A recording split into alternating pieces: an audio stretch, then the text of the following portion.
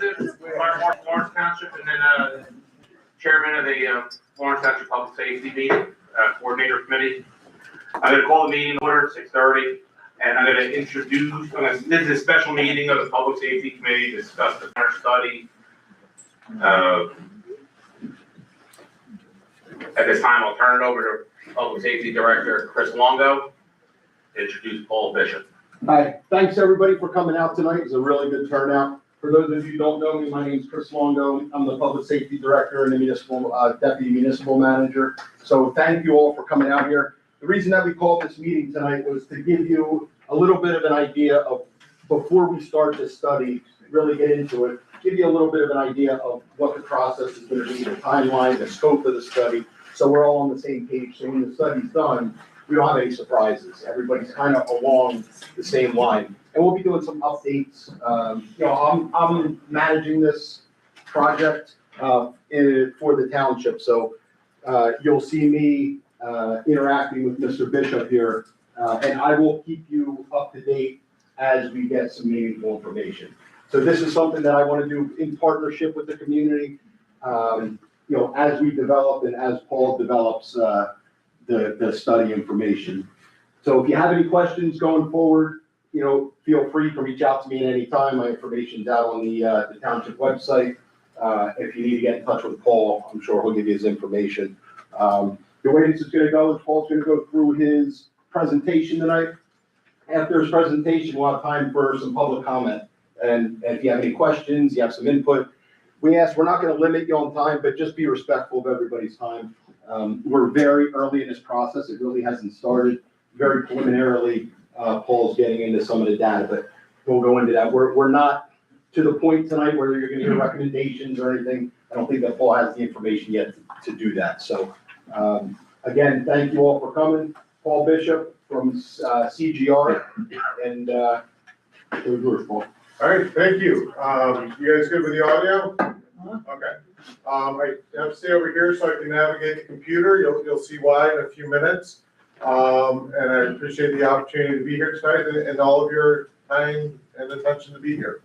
So a little bit about CGR. CGR is a private nonprofit consulting firm. We're headquartered in Rochester, New York. We've been working with communities for 110 years. We do our work across the Northeast. We have some experience locally. We, a few years ago, now a little bit over a decade, Princeton, New Jersey, went from being a borough and a township into one big municipality. We were integral in that study, helping them get to the finish line, helping that vote happen. We've also done a number of fire studies in the state of New Jersey, as well as across the Northeast. So, I have experience working with fire departments, working with ambulance agencies. Personally, I've been working as a local government and public safety consultant for the last 14 years. I've been a paramedic for 30 years, and I continue to do that for the town where I live, although being a paramedic is now part-time, as this is my full-time job.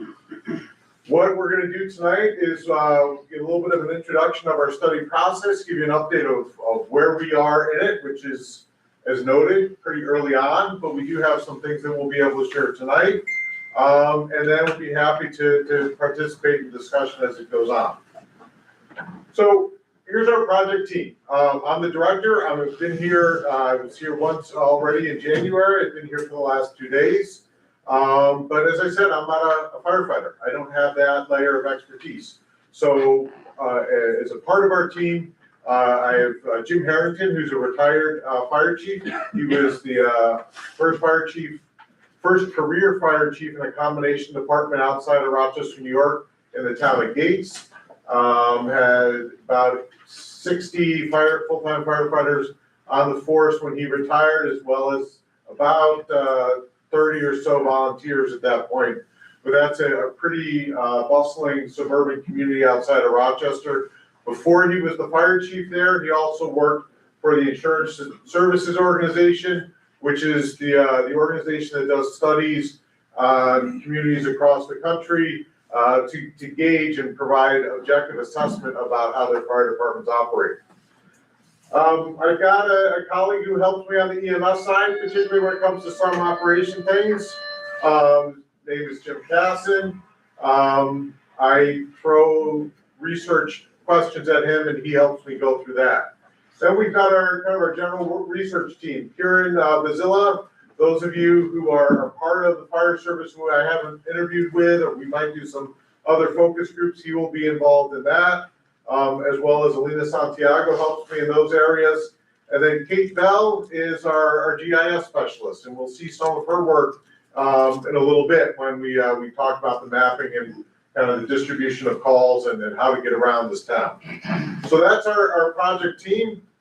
And this is, our approach to the engagement. First thing that we need to do is we need to understand how things operate here today. So we do what we refer to as our baseline segment of the study. And that's where we are right now. That's the meat of the fact finding, where I requested information, gathered a lot of information about calls for service, about the vehicles you use, about your stations, about the number of people you have, what their credentials are, what their training is. So it's a whole bunch of objective information that we gather, we make sense of it, we distill it down, we find the kind of the key themes, and at the end of that, we report it back in what we refer to as the baseline report. Now that baseline report isn't always made public, not because there's anything secret in it, but because it's just a foundation. We want to share it back with the experts though, in the field, to make sure we've got those facts right, to make sure that we didn't miss something. Because sometimes we do. We ask a question, we think it's the right question, they answer that question, and we realize we forgot some part of it. We've already discovered that with some of the EMS data. We ask the question one way, and then we realize we're missing one segment of calls in the way I asked the question. So we were going back and forth today about how do I fill in that gap to make sure we're getting the full picture about EMS in the town. Once we do that, we get that baseline, and then we start talking about what are the options or the opportunities or the potential changes that you can make. What do you need to do to improve the service, to ensure that you are getting the best service for the best value you can in your community? If you had an unlimited budget, I would build you the perfect EMS and fire stations and operate, and you would have ideal service. But you don't have an unlimited budget. So we've got to balance the cost with how do we get the best service for the value that you want to provide in the community. So we have to have those kind of political discussions and the rules about how much you can raise your taxes and what you can do with your different funds. So we have those conversations as we're outlining the options. And again, we go back and forth with the elected officials, with Chris and the leaders of the departments, and we get the feedback, and we say, all right, we're good. Then we get to the final report. And that's the next time you'll likely see me. We'll be back and we'll be doing a final presentation where we'll be saying this was our baseline. We'll hit some of those highlights, so I won't go through the whole 150-page report, which is what it'll be. But we'll go through the important parts, and then we'll also get into those recommendations, those suggestions, try and prioritize them. These are the things you should try and do right away. These are the things you need to think about for 5-10 years down the road, because they're trends that you're facing and you need to address them. So what are our key tasks? Project initiation. We've already done that. Hit that checkbox. We had some online meetings. Then I was down here for a visit where first time I was here, I met with the chiefs of the different services, did some initial walkthroughs. Now we're in this baseline review. The last 36 hours, I've been interviewing the leaders of the department, people who are on shift, members, staff. I got a chance to meet with, this time last night, I was in a room with about 40 volunteer firefighters. I met with the volunteer chief officers. And then this morning, I met with the paid staff on the fire side, and I've met with about a third of the EMS staff. Unfortunately, some of them are out sick, so I didn't get to meet with them in person, but we'll figure out a way to get their input. Walked through all of the facilities, been through every building, every little nook and cranny. I don't think I got into all the closets and attics, but it was pretty close. We've gathered the data about how things operate. So it's we start with a big data request, and that was answered really in a very timely manner. We've got it, we're going through it, we're taking a look at your inventory, figuring out how old your trucks are, how, what the capacities are, going through all that information, distilling it down. We're analyzing the calls for service. So we pulled the last 3 years worth of data. We've done some initial stuff that I'll share with you about where your calls are. But we haven't gone through about the when and the what type and who's responding yet. That takes a little bit for us to chew through on our data analysis. So that is our baseline report. We're on time for that. I'll show you the timeline in the next slide. And then from that, we get into talking about the action plan. This project has got about 6 key questions that we're being asked to answer. One of them is about location of fire stations. Are they in the right spot? That's one that we've been asked to tackle pretty early on. Another is about the staffing of the career firefighters. Are they in the right time zone? Should they be working some other shift? That is another question that we're being asked to answer early before we get to the final report. So we're gonna have some kind of interim findings that we'll be sharing. And then we'll be talking about capital needs and how to collaborate between the different workforces that you have, your volunteer and your career. And then taking a look at the future. What's going on 5, 10 years down the road? We will then come back and present the report, and we're thinking it's gonna take about 180 days. So here's where we are. This is our timeline. And from the back of the room, it might be a little hard to see, but whoops, advance too far. Starting off that project kickoff, we started in January. That's done. The data gathering and site visit, that's that second row. It happening in February. Where are we? It's February 18th. Here I am. We're almost done with that fact finding gathering. We've gotten most of the information. We're finding there's certain stuff we have to get follow-up questions with.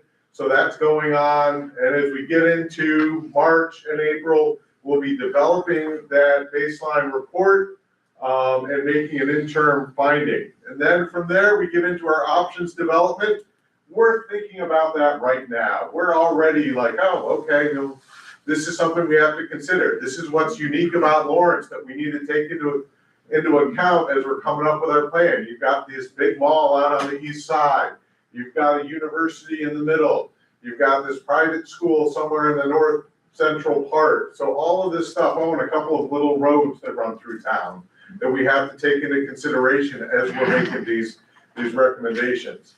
And then come May and June, we get into the different discussions of the final thing. So that's our outline as it is right now. Things change. Like I said, we're being asked to answer some questions early, and we're doing our best to accommodate that.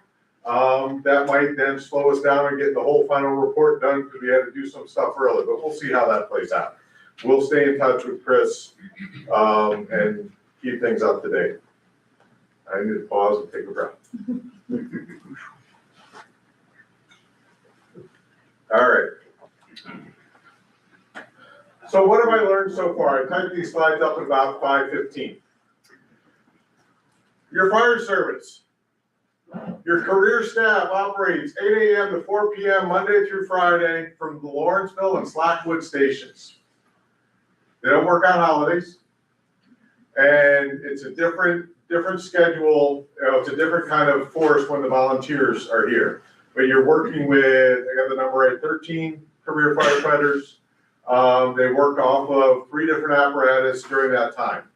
The volunteer staff covers the remaining hours, and they work solely out of that Lawrence Road station. So they work out of a single station with their apparatus that they respond to.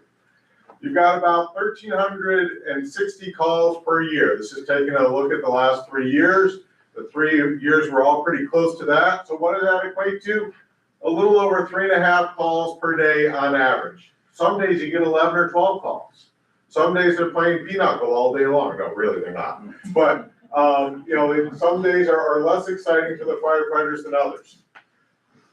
Regardless, as I've been meeting people over the last day and a half, you have some dedicated staff, both career and volunteer. They are working to make their ability to perform this job, and it's a difficult job these days, making it better. They're trying to get the right training. They want to make sure they have the right equipment. These people have their hearts in the right place, and they're getting pretty good support from the town. One thing that I noticed, though, there's really limited interaction between the career staff and the volunteers. And that's an early observation, and I don't think any of the folks in the room who I've met with are gonna disagree with that. And that's one of the findings that I know is gonna be there, is we need to make sure we get that a little bit tighter relationship between the two groups. On the EMS side, they're operating out of one facility. It's their own facility.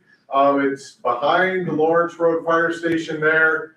They operate either one or two ambulances with EMTs on daytime shift. And it's one or two because they work two different platoons during the day. One platoon has enough staff for two ambulances. One platoon has enough staff for one. The call volume remains the same, whichever one's on duty. They're usually able to cover it with the 1.5, but sometimes mutual aid gets called in town. The overnight ambulance shift has only got one crew on duty. You have very experienced EMTs. So I was asking them, how long have you been doing this? Well, they might only be full-time here for 4, 5, 6 years. That's a lot of calls they're seeing in that time. But most of them have been EMTs for a decade or longer. So you have real experienced staff on the EMT side.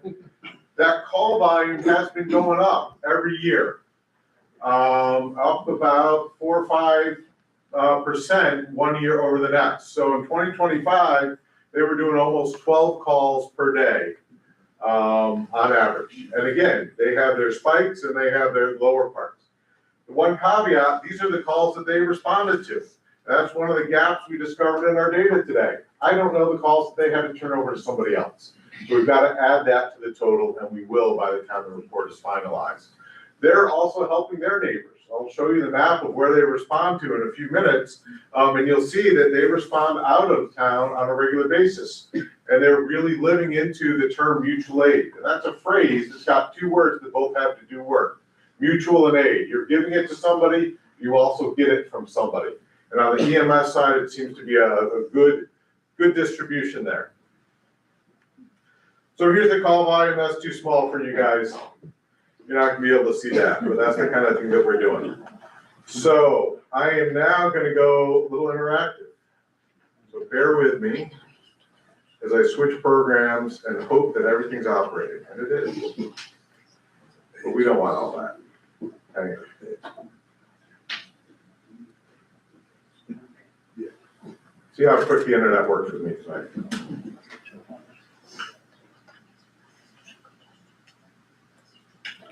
All right.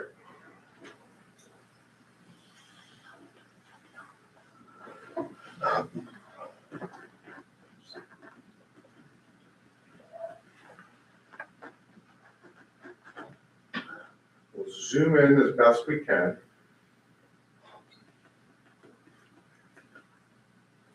So as you're keeping track, this is the Township of Lawrence.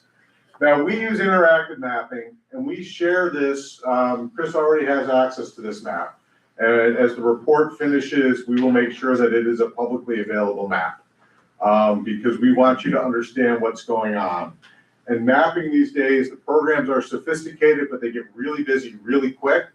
And if you don't have the ability to zoom in and turn things on and off the way you want to, it's hard for you to follow the story. But I'm going to start with the first chapter of the story. Is we want to be able to highlight where are your stations. So that's what we've done here on this map. I've got your 3 locations, the Lawrenceville station, the Lawrence Road station, the Slackwood station. We've got the weird border of the town of Lawrence. We won't go into how borders were created in this country. They don't make a lot of logical sense, but they're what we have, and we live in it. We've got to provide the service in it. Okay, some of it makes sense when you have rivers and stuff, but other things, they don't make sense.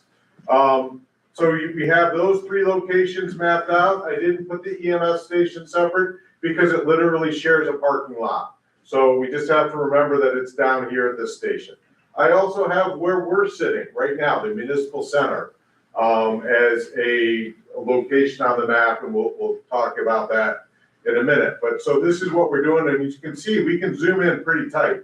And I can take a look at what's going on around each station, and this makes a little bit more sense when we begin to put calls for service up. But this is our map of where things are. And then what we do is we begin to build our story. And the first thing that we want to do is we want to get a sense of how far we can travel in a given amount of time. And we got to work with the internet here, and hopefully it'll cycle soon enough. There we are. So these splotches are a 1.5 mile distance by road from each of the locations.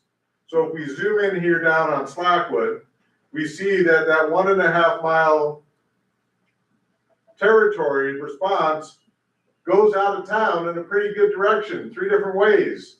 Your 1.5 miles from Slackwood is into another municipality. The other thing I can tell you is because of this dark shading here, you're also within 1.5 miles of the Lawrence Road Fire Station, just up the road. So there's some overlap in that coverage area. And then we go a little bit north, and here's the Lawrence Road Fire Station. And this area here is showing their coverage area. It's green. Where it overlaps with Slackwood, we get this nice brown color. But we get to see how far they can respond in that time frame. And then we head up north, and we see there's overlap in that 1.5 miles from Lawrence Road to Lawrenceville, and we're sitting in that 1.5 mile overlap. We're about 1.5 miles from both of those stations where we're sitting today. And we get up to Lawrenceville, and we see how that drive works. But it's important for us to take into account your road network when we're looking at the calls, right? You have this area here in the middle of town where there are no roads. So you don't have a decent response time there because you just can't travel to that. And then we get up the north end of town where ETS is and where my uncle's house used to be, somewhere up in here. And you're not within 1.5 miles of any fire station. There's also not a lot of people who live up there. There are some, and they deserve to have a good response. And any of this response they're going to get is coming out of the Lawrenceville station. So as we do our methodology, this is the first thing we do. We figure out your road network and how you can get there. Now, I'm going to shut off these layers, and you'll see why in a minute, because it gets really busy really quick when I begin to put calls up. So the next thing we do, and first thing that shows up is where are all of your EMS calls in 2025? Now, we intentionally do it as a heat map and not as individual points, because I can zoom in to an individual address and figure out whether you went there if I had the little dots. And we don't want that to happen, right, for people's privacy. But we're able to see the busy areas in town, and we get a sense of where we have multiple calls. So you get this kind of the purpley area. This neighborhood has some calls. There's some hot spots here, right? There's, I believe, senior apartments over in this part of town where you have a bunch of calls. Over here, the Quaker Bridge Mall, and along this stretch of town on the east side, you have some dense areas of EMS calls. There's no fire station, there's no EMS station over on that east side of town. We get up in the north corner of town. There's not a lot of calls, there's not a station up there either. So that's something, when you're thinking about where do you put services, you want to think about where your demand is today. So this is your EMS demand, and I can put on the layer of, I guessed the right station, 22, yep. Okay. So we see where is within 1.5 miles of the current EMS station. So 1.5 miles is roughly a 5-minute response time. Because if we're driving somewhere near the speed limit, it takes us a minute or so to get to the ambulance, and then to get rolling and such. That takes us about 5 minutes. So this is the area of town that's within 5 minutes. And when you look at where your densest areas of calls, they are there, but there are some dense pockets that are outside of that. If I were to throw in a 5 mile, which is going to be about a 10-minute response time, you're going to cover the whole town. And that's really sufficient for the vast majority of calls that an ambulance is asked to go to. but we look at ideal performance, and that's why we focus on that 1.5 miles. So that's the story with EMS, and we turn layers off and on. So there goes that, and then we turn on the fire calls. And here are the fire calls. And lo and behold, Lawrence is like most places I've gone to work. Your fire calls and your EMS calls go in about the same places because they're both serving people. And now some of this is overlap because the fire department does respond to some EMS calls. But you see the same areas are relatively busy. And this is again, using latitude and longitude. I didn't talk about the fire or the EMS agency responding out of town, but that did happen. We see that here with fire, and then we can turn on the layers of where the paid staff is and where the volunteers are. And you can begin to see how you have your coverage. So one area that both fire and EMS would have some struggle is on that eastern edge of town. There's no station over there. When we talk about what the town should think about for 5 or 10 years down the road with capital planning, we begin to think about where are our gaps. And then we also want to think about what is development that may or may not happen in this town, and where would those be, and how would that impact the demand. We don't know for sure what's going to happen, but we do know where there's conversation about different development and what's forever wild and what's forever farmland and things like that. So those are questions that we ask, we try and take into account when we talk about where you need to put your facilities and your people. So, as we're talking about what we've learned so far, this is the end of it at this point. We have more that we're looking to gather about your calls for service, but when we talk about locations, we already have that. Like I said, we're sharing it already. We're going to resume the slideshow, but I didn't trust the internet, so I did screenshots of all the maps, but I didn't need them. So what's next? I got follow-up interviews. I don't know if some of you might have noticed I passed my business card over to the fire marshal because we didn't find time to talk over the last couple of days. We need to talk. I need to get to know him.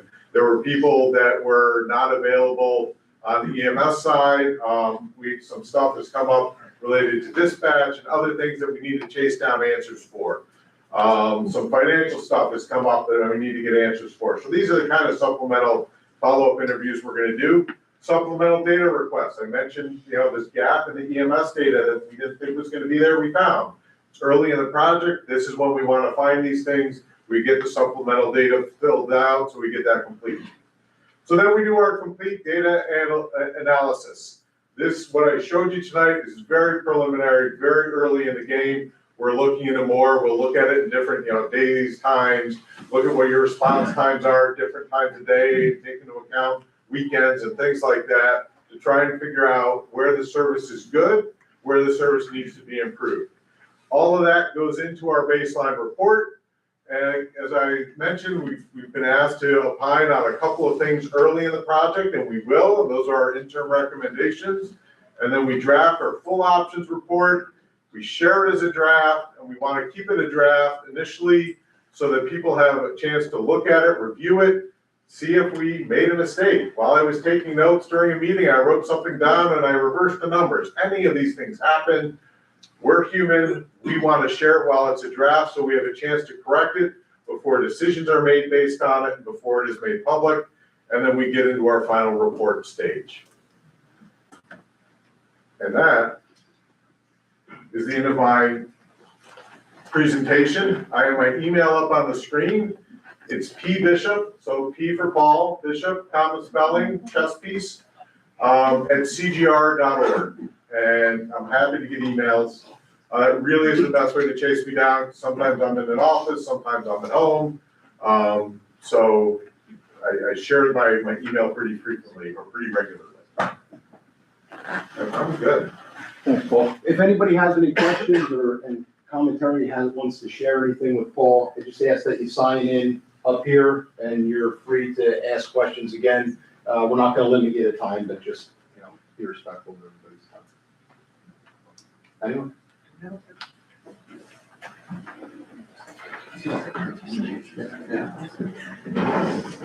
there's none. Sorry, I was gonna try to get a quick towards you. And I was late, so I just wanted to.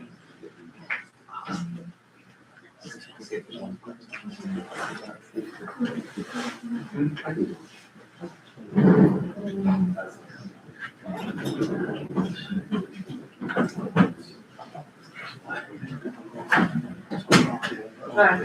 Hi. Okay, so I have two questions, and I was late, so I apologize if you come. I got it. Okay, Okay, so I saw you showing all the maps and, you know, the historical data, which is great. But you guys come out here and look at the real world traffic patterns. So if you're on 206 in the morning or at like 5 o'clock, it is like you can't go anywhere. It's bumper to bumper, and it's a 2-lane road. And you know what concerns me is how, you know, like fire trucks are going to get through because it's very hard here. So that's my first question. Is, so I'll answer that question. If you look at the screen right now, Mhm. I didn't show this, because again, we have lots of layers that we look at. And this is a 5-minute drive time from this building at 5 PM. We also did this map at 8 AM, at noon, and midnight.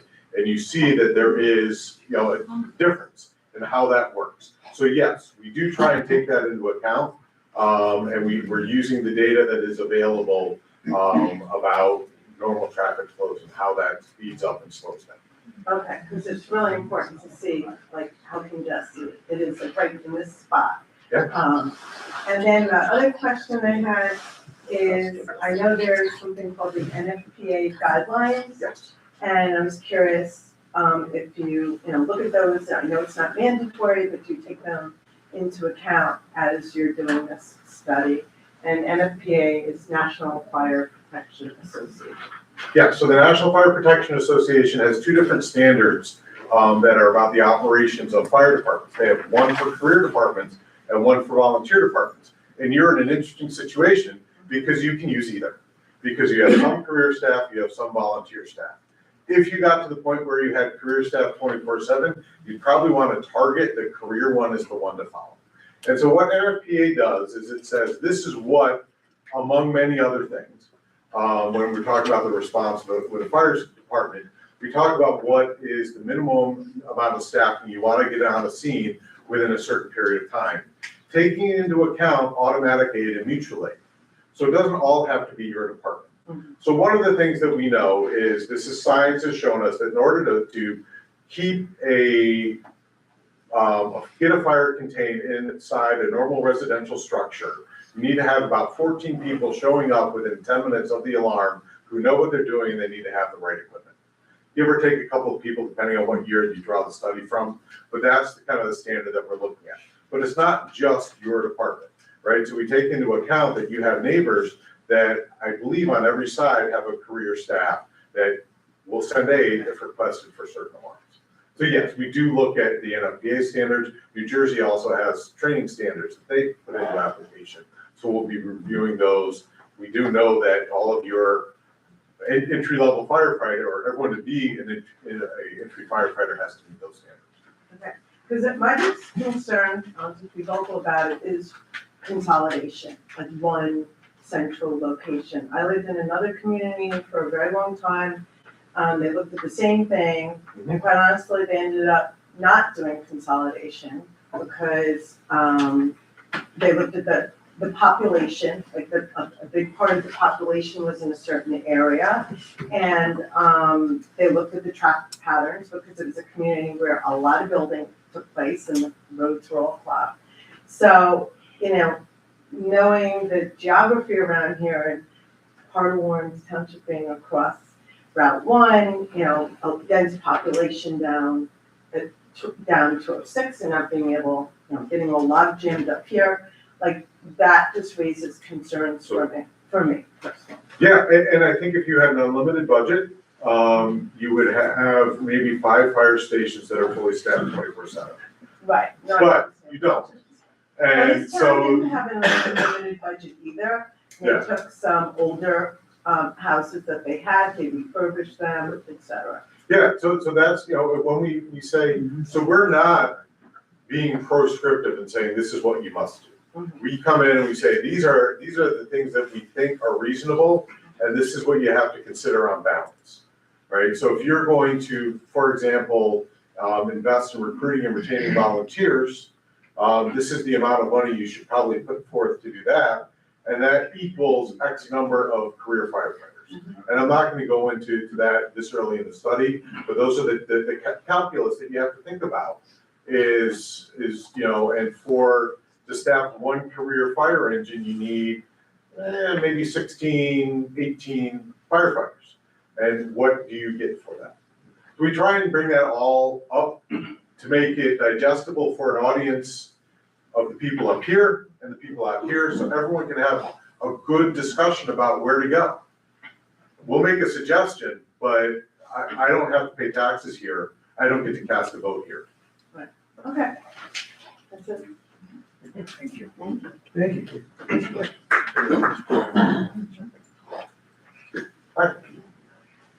Want me to sign in or just you? Yeah. You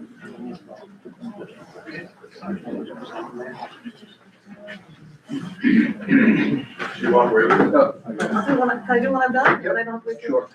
So, I'm going Say her name. to, I guess if you go back in the timeline, Timeline. Okay, that's Excuse me. the Can you just state your name so I could write it down? Carol Conley. Okay. There we go. Timeline. Okay, so my question is where, this may be a question for the mayor more, but where is the opportunity for formal public input? I mean, we really appreciate, it's a great presentation, appreciate your being here. And I see lots of input from you're creating a technical report and you're talking to the right people for that.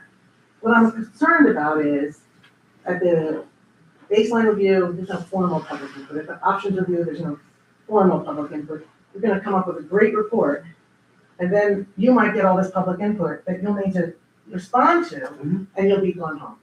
So I'm afraid we're gonna end up with a report that says this is what you should do, and you will really have no way to evaluate based on the input from the public about how you respond to it.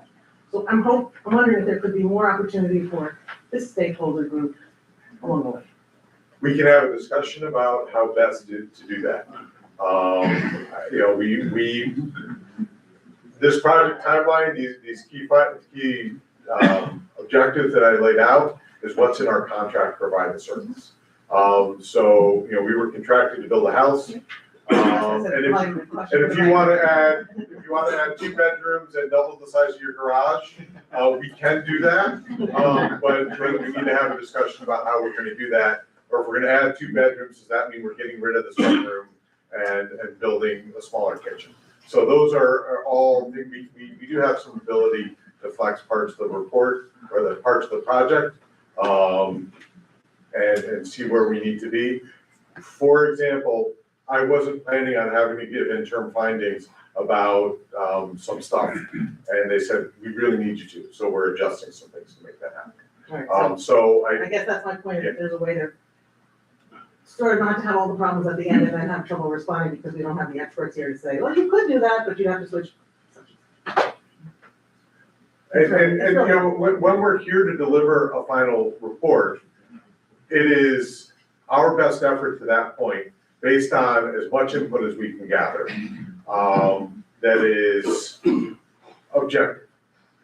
And then there are passions, emotions, and opinions that also need to be considered, because these decisions are not necessarily clear and logical.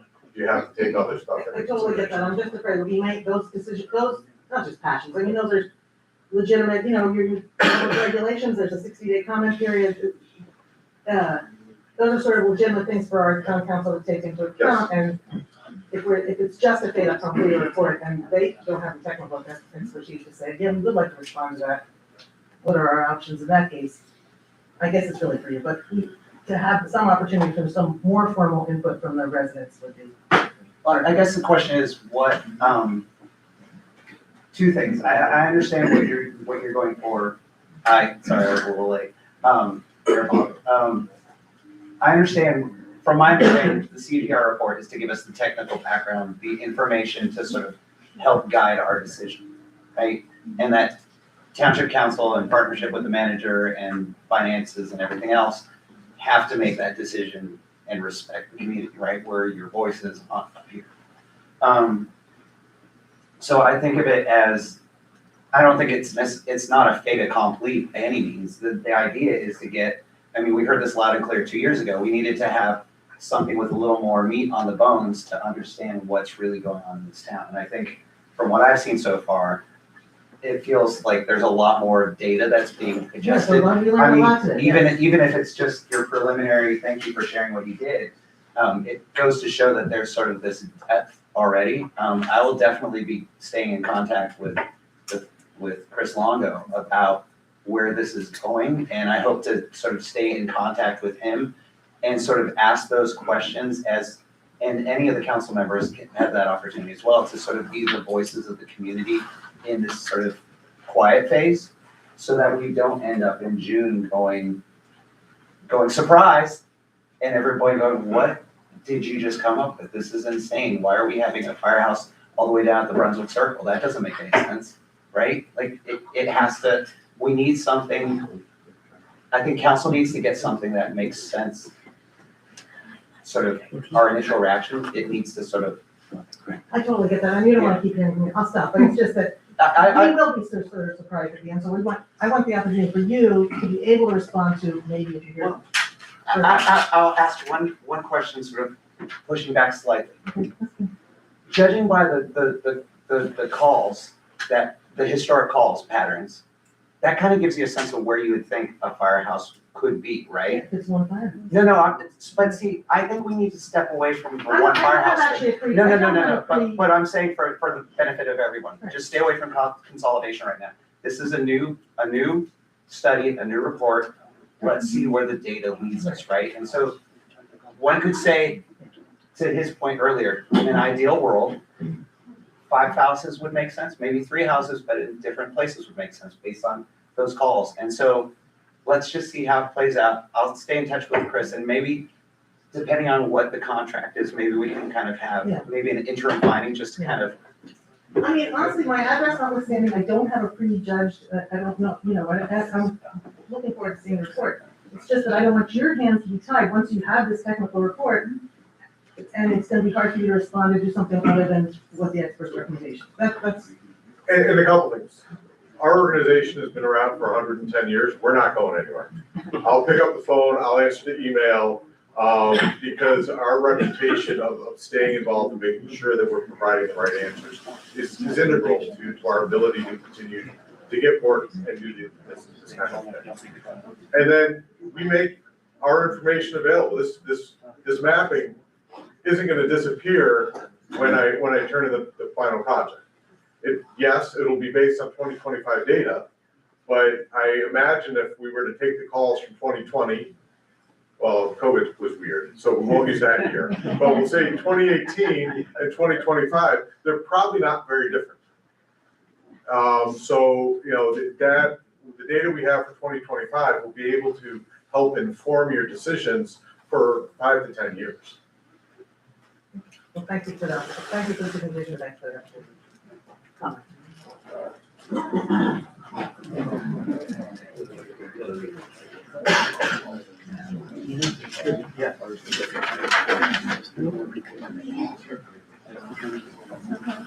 Greg Levy. Good evening. Hi. ISO ratings, current and future scenarios, will that be part of the study? ISO, the Insurance Services Organization, they do something called a Public Protection Classification Study. And the Public Protection Classification Study takes into account 3 primary things. One of them is your dispatch center. That is unlikely to be influenced by anything that happens with this study. The other is your water service. That is unlikely to be influenced by anything in your study. That is half of your PPC score, is those 2 things that have nothing to do with what we're talking about. Now, what we are talking about is the other half, which is your fire department. We've already gotten the PPC report. I have it somewhere in my briefcase. I haven't read every page of it. But what we typically find in a community like this is we would look at it and find areas where you have some shortfalls. And I'm just gonna guess, based on previous organizations like this that I've worked with, you have shortfalls in how you record your training, you have shortfalls in your ability to do training, and you have shortfalls in your pre-planning. That's just my guess. I may be off on those, but those are all areas that you can do things about to improve your ISO rating, with limited changes to your staffing. If you adjust your staffing model, is what's one of the things that the ISO looks at is how many people show up when you have fires. They don't say just, for the smoke in the building. They'll actually go back and look, how many of your volunteers came out when you had a car wash on fire last week? How many volunteers actually showed up that night? They're gonna look and say, oh, they had 12 volunteers show up that night. That was a good response. We're gonna count that well. And then during the day, you have 13 firefighters on duty. So they count that in a different way. And that all comes into a calculation about your ISO rating. So we look at it, we say, these are areas that we can see that you might want to improve on. And you wouldn't want to do this because this might make it worse. We also look at what's called the standards of coverage. And that was the mapping that we've already done. And that is, they look upon what's referred to as the built upon area in your town. So they don't count the swamp that you don't have any houses in. They want to see where your calls are and where your responses are. And I can already tell you that you have a pretty good, from your couple of stations you have, responses to those calls, except on the eastern part of town. So there will be something in there about the ISO ratings? I'm telling you what I already am making the guesses as to where it's gonna be. I will confirm, we'll put in that additional information.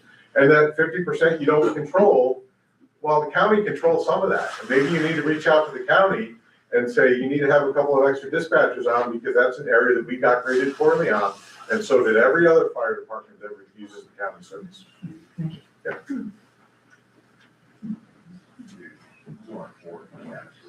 Are you a 44X? Okay.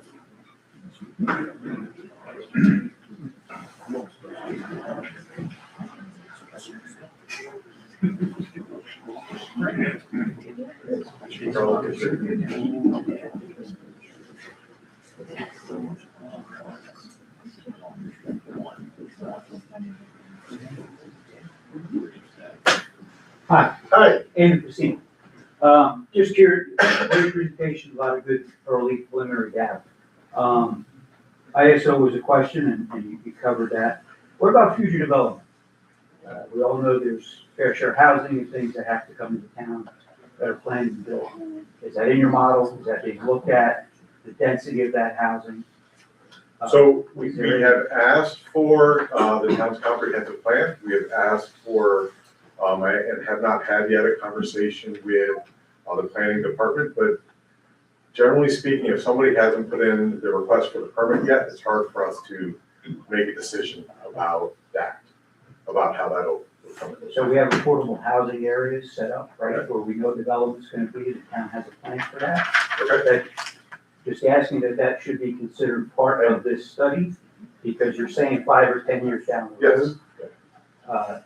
It's gonna be here, so. Your 3 fire stations haven't moved in 100 years. Correct.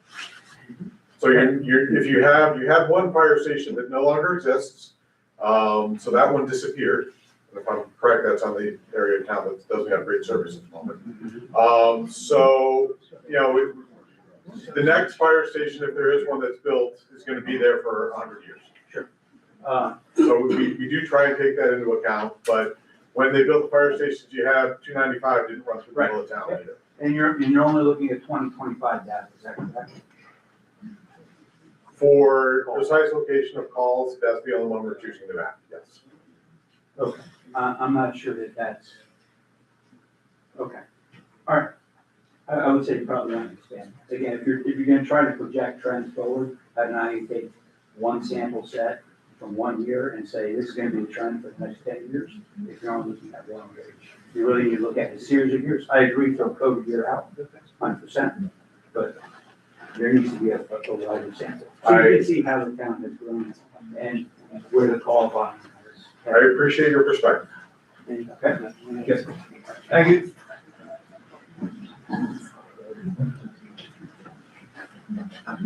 Anyone else?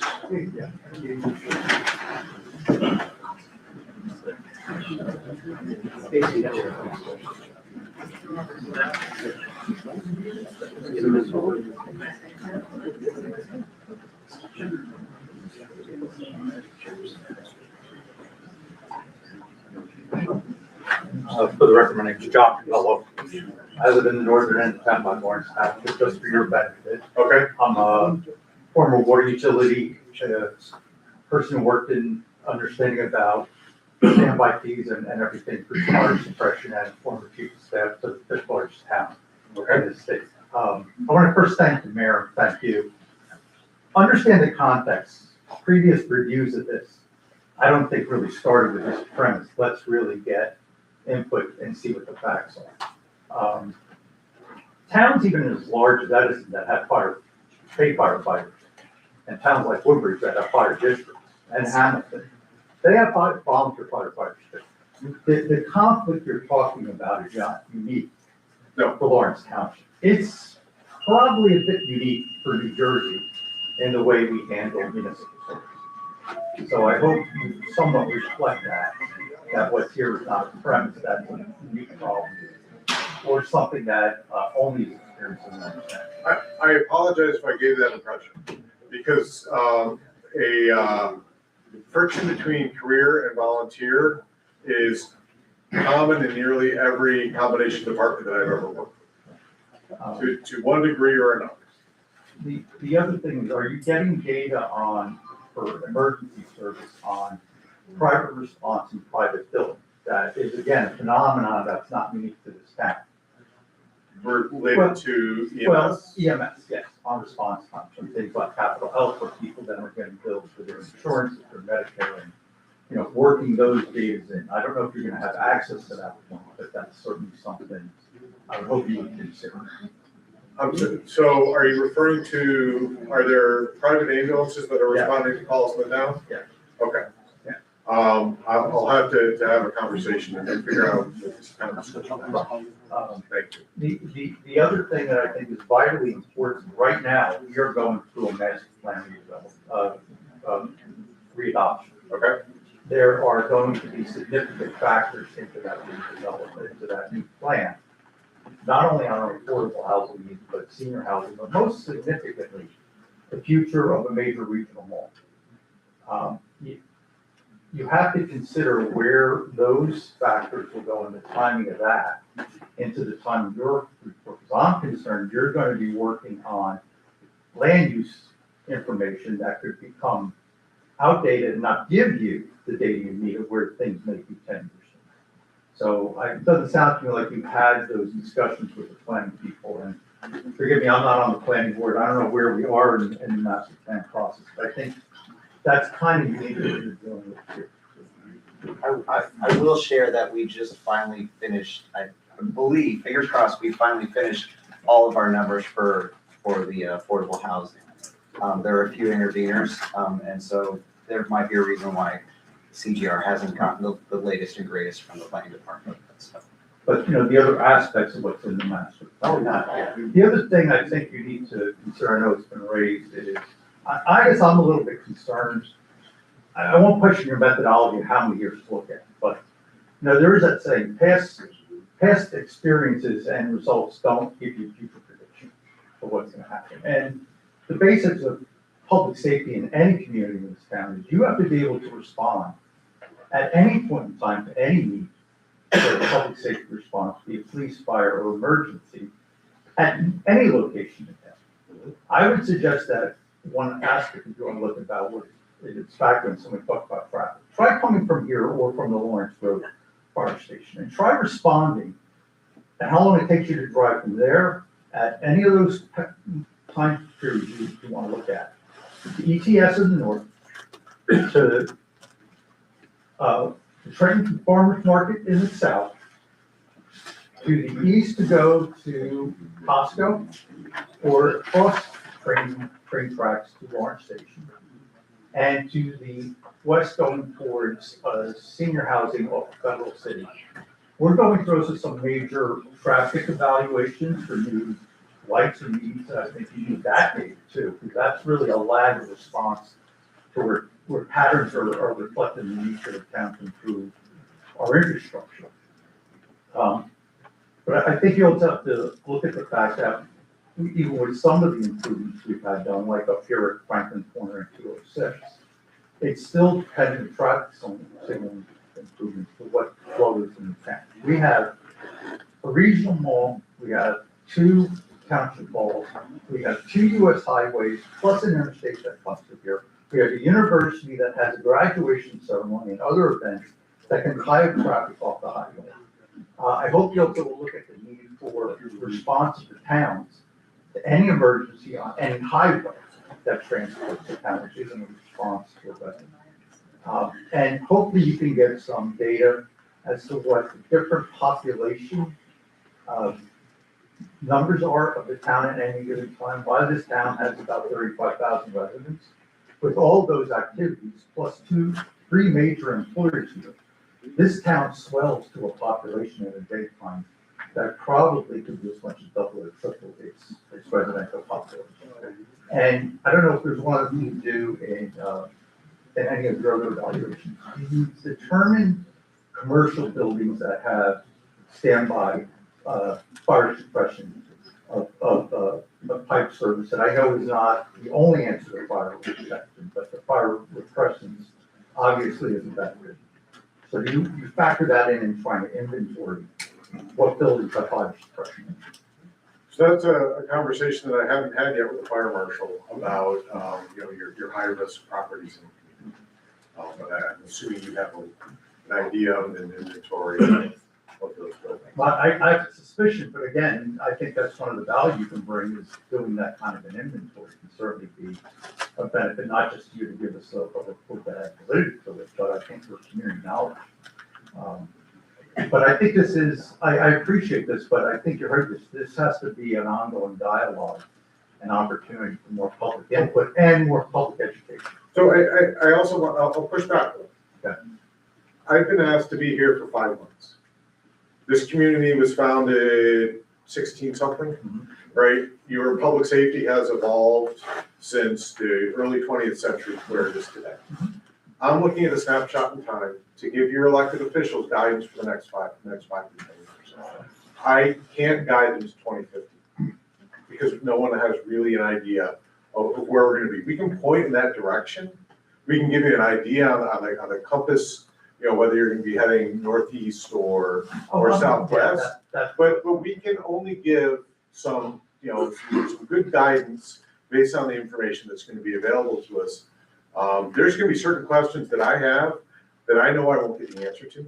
There's gonna be avenues of investigation that we would like to pursue that we're not gonna be able to, and we'll try and we will end up highlighting those at the end of the report saying, this is a factor that you need to consider, but we weren't able to, or this answer is just unknowable right now. I get the policy thinking about where you are going through the central process. The only other thing I would suggest, and this is probably directed more to the town, we also have active community organizations. For instance, I served on the Main Street Board up in the historic one. There's the Greater Eldridge Park Association. I think you also need to get, and probably there's some facilitation through the administration, of getting to those groups to get input from them, because they really are telling you about the characters and some of the concerns within them. But I appreciate the fact we had this dialogue. Yeah, the community conversation piece I'm curious about, because outside of calls for service and response times, I'm trying to understand what. They may be able to facilitate information coming from businesses. I think they also need awareness about this study. I think the struggle we all have is, yes, you have people here in the room, but they can be a way to facilitate the dialogue. No, and that's why we're recording it as well. Okay. So. Great. Well, thank you so much. I appreciate it.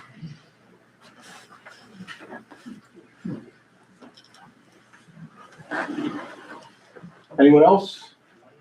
Yeah, this is your chance. Well, You thank you, Paul. won't bite. Hey, do you have anything before we wrap up? I just want to say the turnout is incredible. I'm really impressed, although not surprised. at the passion and the interest that this community has. I often say that one of the upsides about Lawrence Township is that everyone cares. One of the downsides as an elected official is everyone cares. So I have to sort of take that into account. But I appreciate the questions and comments, and definitely I and my colleagues on council will be talking with Chris about what this contract might look like in terms of trying to get more input. But I'd say right now, my perspective personally is that I'm looking at CGR in this process as really giving council some idea of how to make a decision, right? I think at the end of the day, it's gonna be council's decision in dialogue with the community, and less so about you telling us. I mean, you can guide us, of course, and that's what the report's for. But at the end of the day, it's not gonna be CGRs coming in and saying, this is what it is, everybody take it, and I'm out of here, right? It's gonna be up to council and development with the community. So look forward to the journey ahead.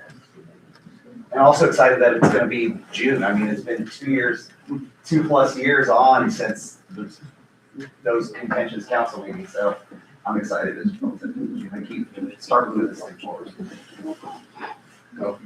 Again, thank you. This is an opportunity. We're on the ground floor of this. We're just building the foundation. So this is why we wanted to have this meeting, to build credibility for the process, to introduce CGR to the community and provide an opportunity for dialogue. So if you have any ideas of how we can keep the dialogue going without bringing Paul down for each meeting, email me, call me.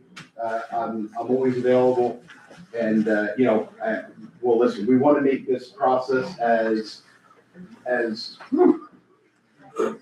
transparent and open as we can. So the goal is not to have any surprises at the end. We want you to be along for the ride through the process. So if anybody has any ideas, reach out to me anytime. Thank you again for coming. You have anything else that? No? Okay. You say it's going on? Yeah.